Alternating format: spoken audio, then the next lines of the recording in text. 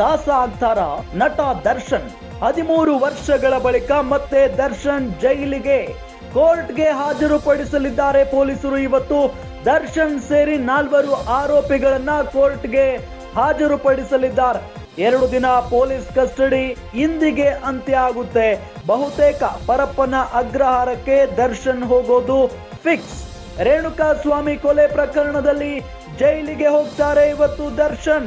ನ್ಯಾಯಾಲಯದ ಆದೇಶದ ಮೇಲೆ ದರ್ಶನ್ ಅವರ ಭವಿಷ್ಯ ನಿಂತಿದೆ. 2011ರಲ್ಲಿ ಪತ್ನಿ ಮೇಲೆ ಹಲ್ಲೆ ಪ್ರಕರಣದಲ್ಲಿ ಜೈಲಿಗೆ ಹೋಗಿದ್ರು ದರ್ಶನ್.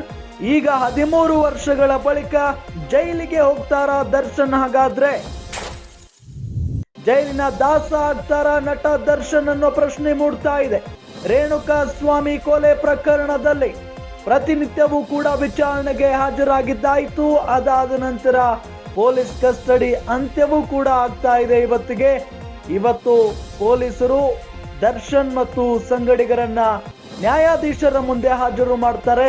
ನ್ಯಾಯಾಧೀಶರು ಯಾವ ರೀತಿಯಾದಂತ ತೀರ್ಪು ನೀಡ್ತಾರೆ ಅನ್ನೋ ಕುತೂಹಲದ ಜೊತೆಗೆ ಇವತ್ತು ಜೈಲಿಗೆ ಹೋಗುವಂತ ಸಾಧ್ಯತೆಯೂ ಕೂಡ ಇದೆ ದರ್ಶನ್ ಅವರು. ನ್ಯಾಯಾಲಯದ ಆದೇಶದ ಮೇಲೆ ದರ್ಶನ್ ಭವಿಷ್ಯ ನಿಂತಿದೆ.